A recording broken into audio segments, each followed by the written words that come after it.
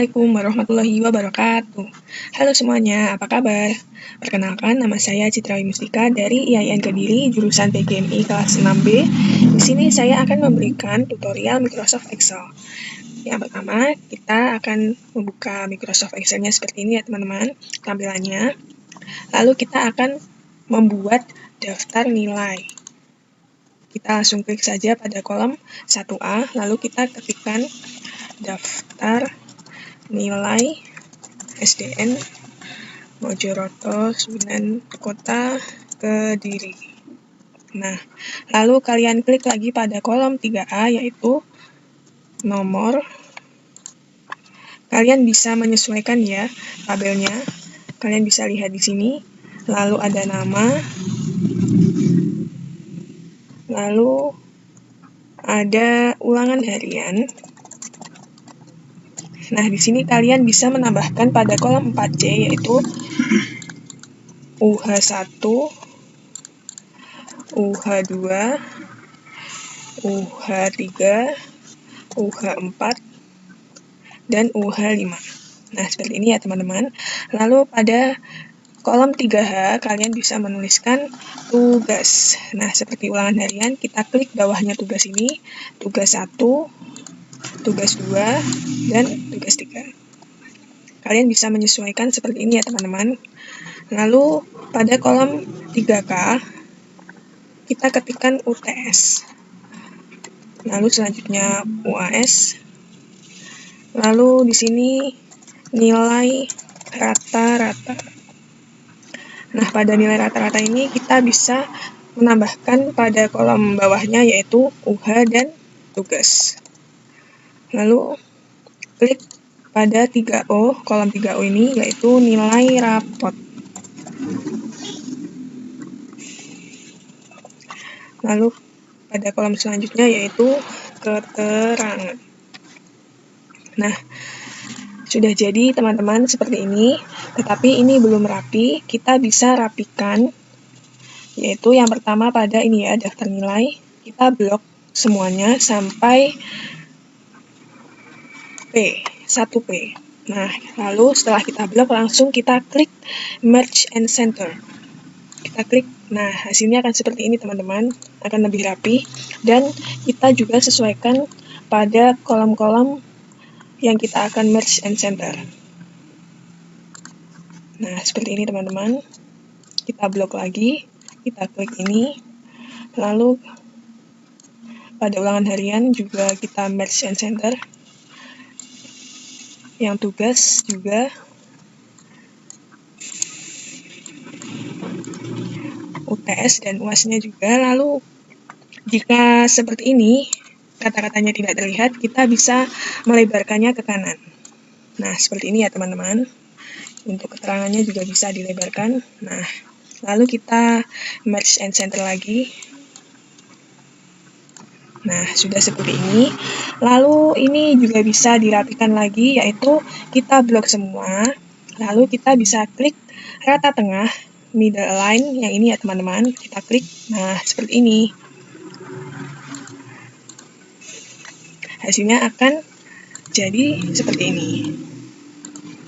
Nah, sudah jadi seperti ini. Lalu kita bisa menebalkan huruf-hurufnya ini, yaitu dengan mengklik bold atau pada keyboardnya kita klik Ctrl B. Nah, jadi hurufnya tebal. Ini kita juga bisa tebalkan, klik bold atau Ctrl B. Nah, hasilnya akan seperti ini teman-teman. Setelah itu kita akan membuat tabelnya. Kita isi dulu nomornya 1 sampai 10. Kita tuliskan nomor 1 sama 2-nya saja, lalu kita blok 1 dan 2-nya, lalu kita klik pada bagian ini ya teman-teman. Kita tarik ke bawah sampai nomor 10. Dan otomatis akan menjadi 1 sampai 10. Lalu kita ratakan lagi ke tengah. Nah, seperti ini ya teman-teman. Setelah itu, kita akan membuat tabel dari semuanya ini. Caranya bagaimana? Yang pertama kita blok semua dari kolom 3A ini sampai kolom 14P yang ini ya. Kita blok semua. Lalu kita bisa klik yang ini, all borders ini, kita klik. Nah, ini ada beberapa pilihan tentang pilihan jenis bordersnya, kita akan membuat semua ada bordersnya. Jadi kita klik yang all borders. Nah, hasilnya seperti ini teman-teman. Sudah jadi. Nah, pada kolom nama ini kalian bisa isikan nama-nama siswanya nomor 1 sampai 10 dan juga nilai ulangan harian 1 sampai ulangan harian 5. Nah, lalu kalian juga bisa input nilai tugasnya mulai dari tugas 1, 2, dan 3, nilai UTS dan UAS. Nanti kita akan mencari nilai rata-rata dari ulangan harian dan nilai rata-rata dari tugas. Dan juga ada nilai rapot dan nanti ada keterangan. Keterangan ini nanti akan menyatakan lulus atau tidaknya. Nah, kalian bisa mengisikan semuanya tadi ya teman-teman. Baiklah teman-teman, kita lanjutkan pada tabel daftar nilai ini. Sebelumnya, jika kalian ingin menambahkan jumlah, kita bisa tambahkan kolom jumlah ini agar kita mengetahui jumlah dari setiap ulangan, tugas, UTS, dan UAS-nya. Setiap jumlah nilai semuanya. Lalu kita juga bisa menambahkan kolom ranking agar tahu setiap siswa tersebut mendapatkan ranking berapa. Kita mulai dulu yang jumlahnya. Nah, hal yang pertama kita lakukan yaitu klik sama dengan. Lalu untuk penjumlahan kita bisa menggunakan rumus yaitu sum. Lalu buka kurung. Nah, untuk penjumlahan UH1 ini kita klik dan kita blok sampai ke bawah, lalu kita tutup kurung, kita enter. Nah, kita sudah mengetahui jumlahnya dari UH1.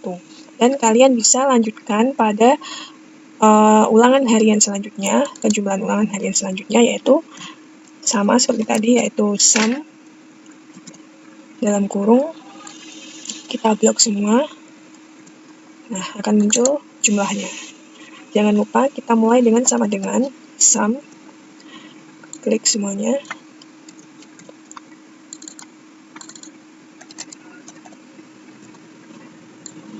Kita lakukan sampai UH5 ini.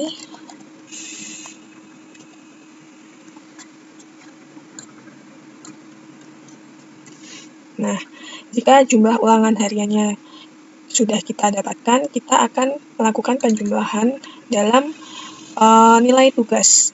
Sama seperti tadi, kita klik sum sama dengan sum, lalu kita blok semuanya. Kita lanjutkan sampai tugas 3-nya.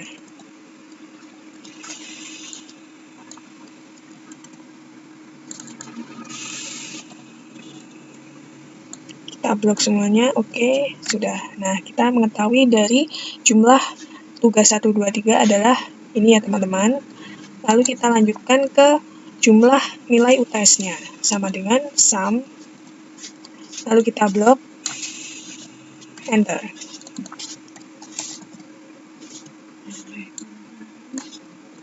Nah, seperti ini kita sudah mengetahui nilai keseluruhan atau nilai jumlah dari setiap ulangan 1, ulangan harian 1, 2, 3, 4, sampai 5, dan tugas, dan UTS, dan UAS-nya. Baiklah teman-teman, kita lanjutkan untuk mencari nilai rata-rata dari ulangan harian dan nilai rata-rata dari nilai tugas. Bagaimana caranya? Kita klik pada kolom 5M ini, kita memulai rumus selalu diawali dengan sama dengan. Nah, untuk rata-rata ini, kita menggunakan rumus average. Kita tuliskan average dalam kurung. Nah, karena ini mencari nilai rata-rata ulangan harian, kita klik nilai ulangan harian 1 sampai ulangan harian 5. Nah, kita blok seperti ini, lalu kita tutup kurung. Lalu kita tekan enter. Nah, sekarang kita sudah mengetahui nilai rata-rata ulangan harian dari siswa yang pertama.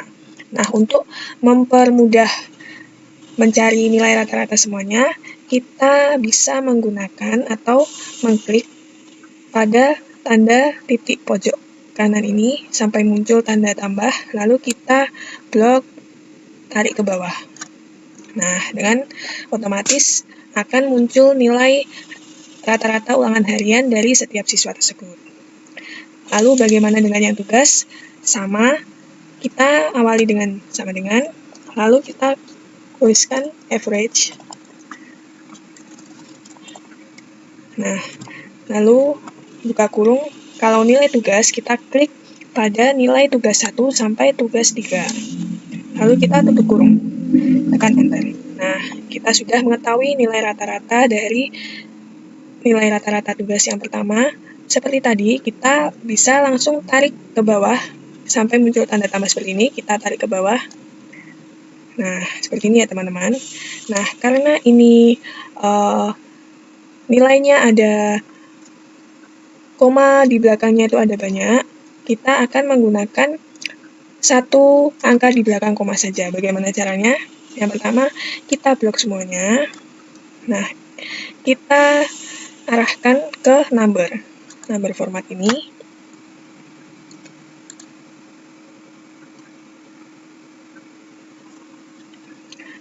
Nah, setelah muncul seperti ini, kita klik yang number.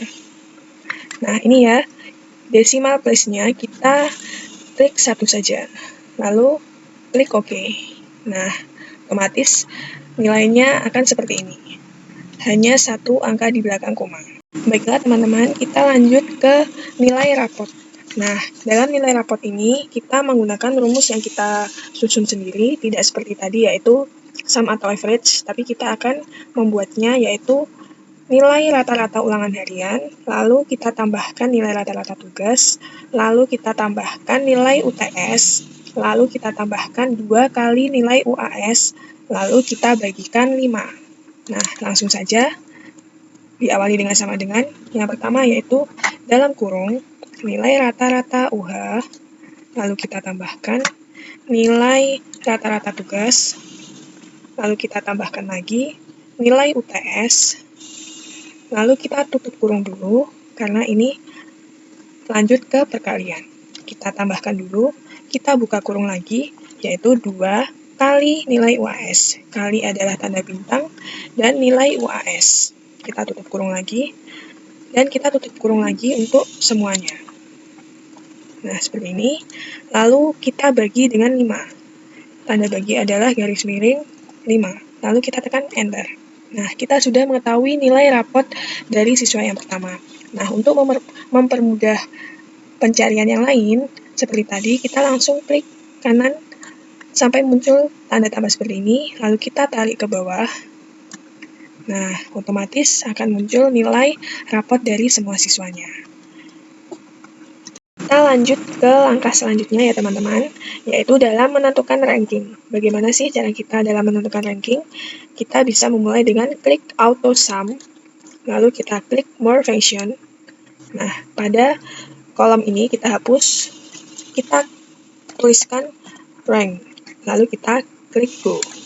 Nah, di sini akan muncul seperti ini, lalu kita klik 2 kali. Nah, akan muncul kolom seperti ini. Ada number, ref, dan order. Nah, di sini kita yang pertama yaitu yang number, kita klikkan nilai rapot. Lalu kita lanjut ke yang ref. Yang ref ini kita blok semua nilai rapotnya. Lalu kita kunci yang ref ini, kita kunci dengan F4 agar nanti kita bisa melihat nilai ranking yang sama. Lalu kita ordernya ini klik 0. Langsung saja klik OK. Nah, di sini sudah diketahui siswa pertama itu mendapatkan ranking 10. Lalu untuk mempercepat seperti tadi kita langsung tarik ke bawah. Nah, ini ya teman-teman dari ranking siswa-siswa tersebut. Teman-teman, kita ke langkah selanjutnya yaitu penentuan keterangan ini, yaitu penentuan naik kelas atau tidak naik kelasnya siswa tersebut.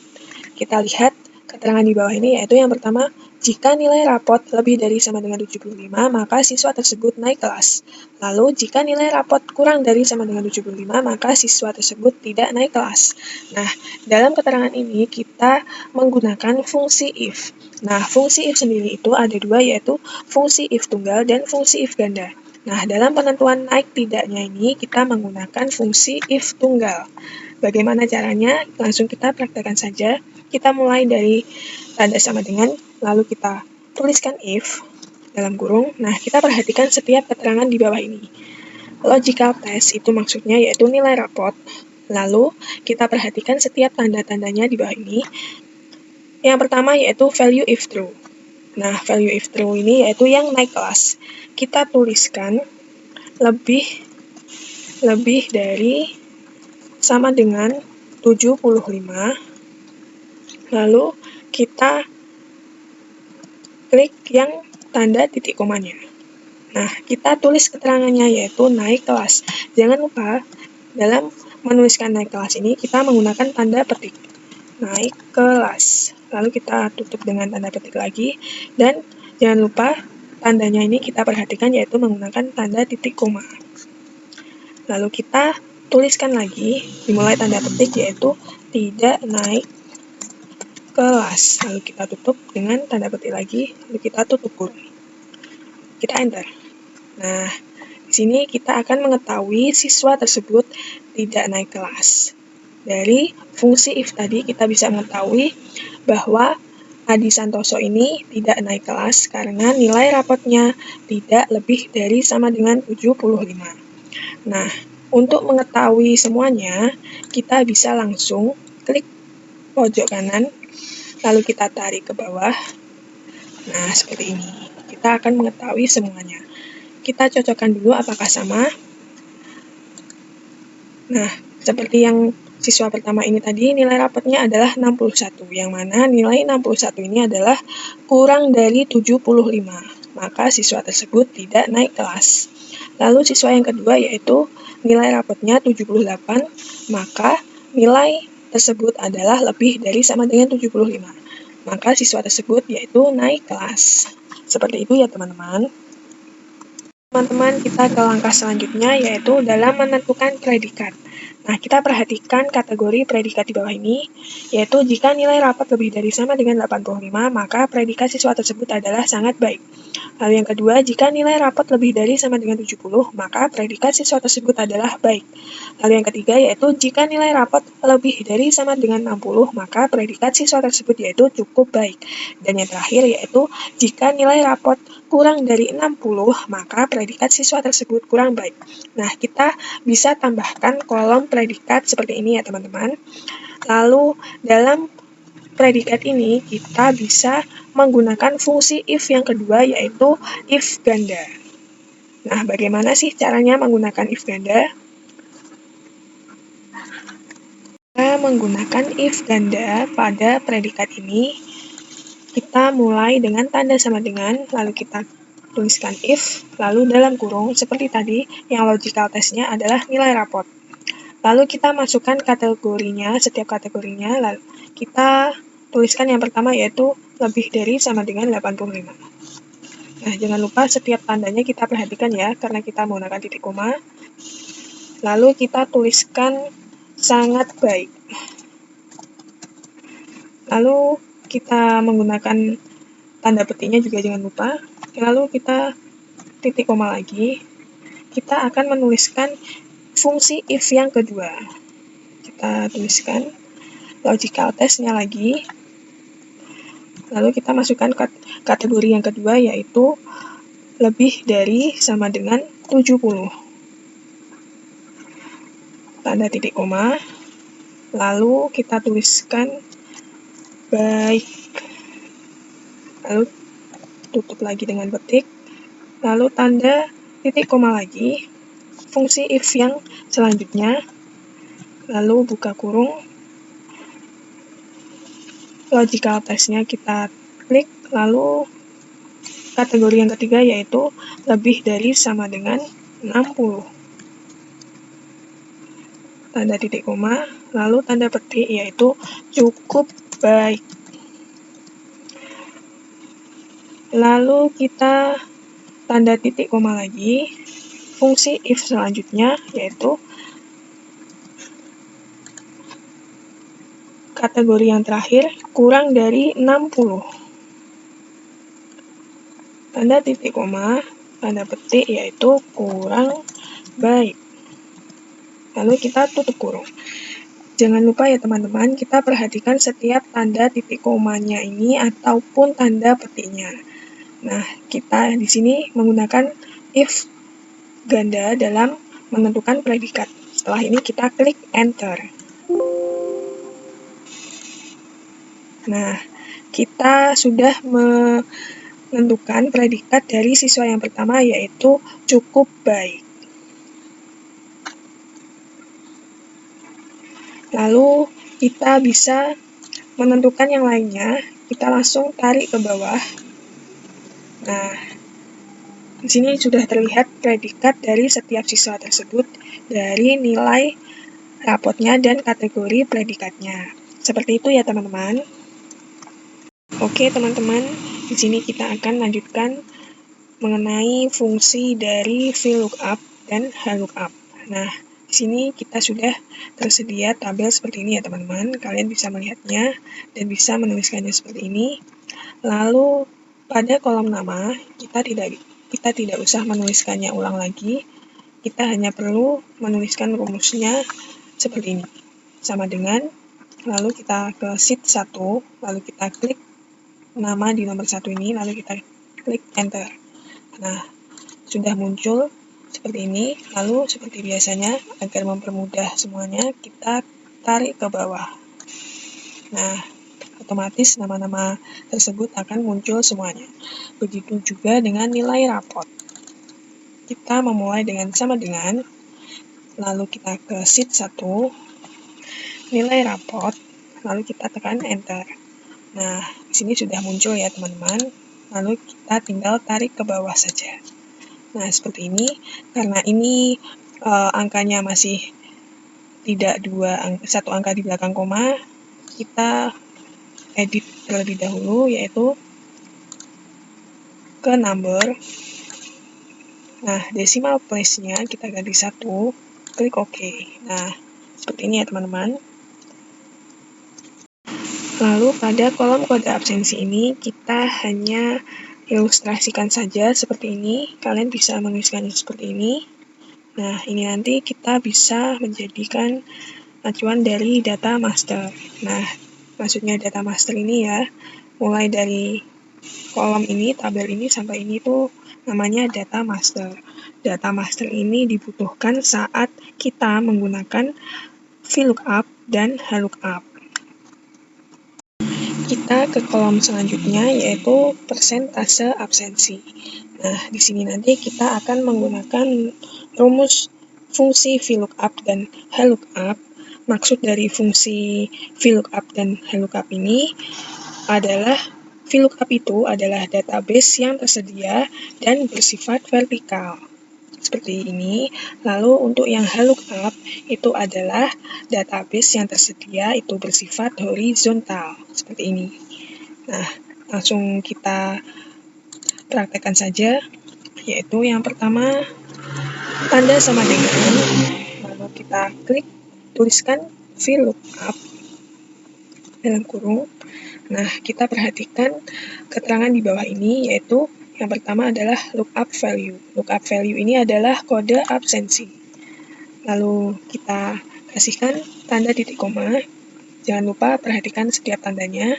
Lalu yang kedua adalah table array. Table array ini adalah kita memblok data master yang ini. Kita blok, tetapi yang atasnya kita tidak perlu blok, hanya ini saja. Lalu kita kasihkan tanda titik koma lagi. Lalu yang ini adalah index number. Index number ini adalah kolom persentasenya. Nah, kolom persentasenya ini adalah terletak di kolom ketiga.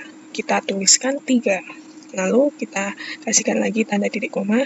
Kita tuliskan false. Kenapa false?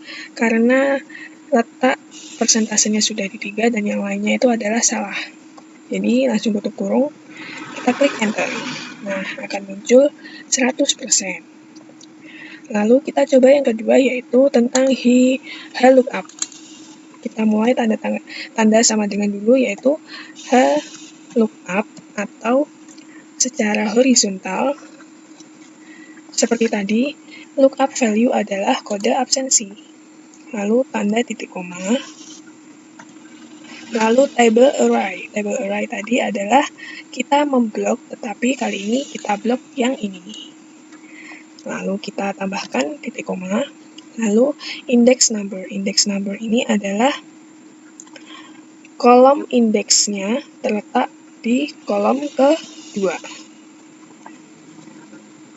Lalu kita kasihkan tanda titik koma. Lalu kita tuliskan false, karena yang lain adalah salah, hanya terletak di kolom kedua. Lalu kita tekan enter. Nah, lalu kita cek apakah benar kode absensi 1 itu adalah 100% dari lookup dan VLOOKUP tadi. Ternyata benar. Nah, langsung kita tarik ke bawah saja seperti tadi. Nah, setelah itu kalian tadi bisa menariknya ke bawah dan hasilnya akan seperti ini. Agar kita bisa menentukan lagi, kita akan mengecek apakah benar dari setiap kode absensi ini persentasenya apakah sudah benar. Kita cek yang pertama ini, kode absensi 1 yaitu 100%, ternyata sudah benar. Dan ini kode absensi 2 yaitu 75%. Nah, ini sudah benar, ternyata sudah benar semua. Selanjutnya kita ke tabel nilai akhir. Nah, nilai akhir ini kita dapat peroleh dari nilai rapot dikalikan persentase absensi. Kita bisa membuat rumus sendiri. Langsung saja kita klik sama dengan, lalu kita klik yang nilai rapot, lalu dikalikan persentase absensi. Langsung kita klik enter. Nah, sudah muncul seperti ini. Lalu kita langsung tarik ke bawah saja. Nah, jika kita menginginkan satu angka di belakang koma seperti tadi, kita ubah ke number, decimal place, 1, dan seperti ini. Oke teman-teman, kita ke kolom selanjutnya yaitu nilai huruf. Nah, nilai huruf ini kita bisa ketahui dengan tabel data master ini. Kita tadi sudah membuatnya seperti ini. Nah, dalam nilai huruf ini kita bisa masukkan dari fungsi if. Nah, dari fungsi if ini, seperti yang tadi, kita langsung saja praktekkan if. Lalu logical test-nya adalah ini, nilai akhir. Lalu kita perhatikan setiap tandanya ya teman-teman. Lalu kita tuliskan tanda titik koma.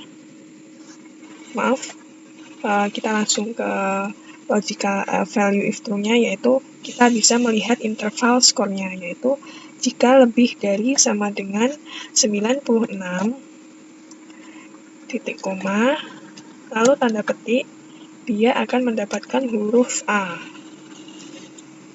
Lalu titik koma lagi.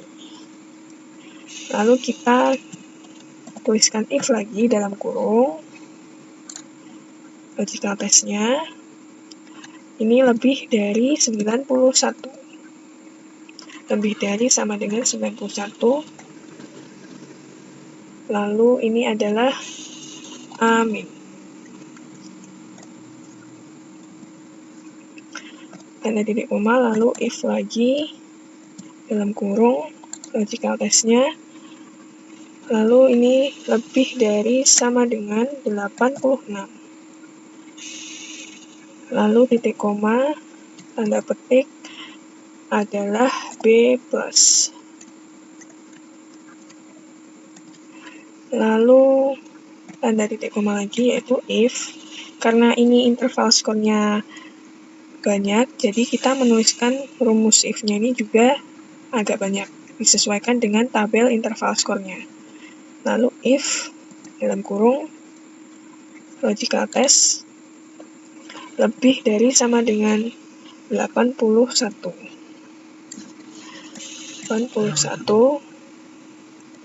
Lalu tanda titik koma yaitu B. Tanda titik koma lagi, if. Kita percepat saja ya teman-teman. Nulisnya kita ketikkan agak cepat, yaitu setelah 81 adalah 76. Maaf, tanda titik koma, ini sama dengan 76, lalu tanda titik koma, itu adalah nilainya B min. Lalu tanda titik koma lagi, kita ketikkan if, lalu dalam kurung logical test-nya lebih dari sama dengan 71, koma, lalu C plus, lalu tanda titik koma lagi, yaitu if. Ini lebih dari sama dengan 66, titik koma, tanda petik yaitu C. Lalu tanda titik koma lagi, kita tuliskan if lebih dari sama dengan 61, titik koma, lalu nilainya C min.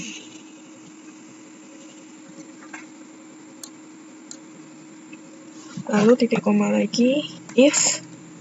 Ini memang agak panjang ya teman-teman, karena kita melihat dari interval skornya lebih dari sama dengan 56, titik koma, lalu tanda petik 56 adalah hurufnya D, lalu titik koma lagi, if. Oh ya, ini kita cek dahulu ya teman-teman, ini tadi sepertinya yang logical test-nya belum kita klik. Ini jadi mulai dari if yang lebih dari 66. Oke, kita klik. Ini juga kita klik. Lalu yang ini tadi juga kita klik. Lalu yang ini juga kita klik, yang logical test-nya. Lalu ini adalah lebih dari sama dengan 0. Itu adalah hurufnya E. Tanda titik koma dulu, lalu E. Lalu kita tanda titik koma lagi, yaitu false. Tanda kurung. Oke, kita klik enter. Nah, nilainya adalah C min. Kita sudah peroleh dari siswa yang nomor 1 ini, yaitu hurufnya C min. Apakah benar? Kita cocokkan. Nilai akhirnya adalah 61. Nah, 61 ini berada di interval skor yang ini ya teman-teman, 61 sampai 65, yaitu C min. Nah, kita bisa langsung tarik ke bawah seperti tadi. Nah, ini akan muncul nilai hurufnya seperti ini ya teman-teman. Kalian bisa mengetahuinya dengan melihat dari interval skornya. Baiklah teman-teman, itu tadi kita sudah belajar yaitu tentang pembuatan tabel daftar nilai. Lalu kita juga belajar tentang rumus fungsi, ada sum, yaitu tentang penjumlahan. Lalu ada rata-rata, yaitu average. Lalu ada juga tadi tentang yang ranking menggunakan AutoSum, dan keterangan ataupun predikat ini menggunakan if. Fungsi if. Fungsi if tadi ada dua, yaitu if tunggal dan if ganda. Lalu kita juga mempelajari yaitu tentang data master seperti ini, yaitu menggunakan VLOOKUP dan HLOOKUP. Nah, semoga apa yang kita pelajari hari ini dapat bermanfaat untuk kedepannya. Terima kasih. Mohon maaf apabila ada kesalahan. Terima kasih. Wassalamualaikum warahmatullahi wabarakatuh. Sampai jumpa di video berikutnya.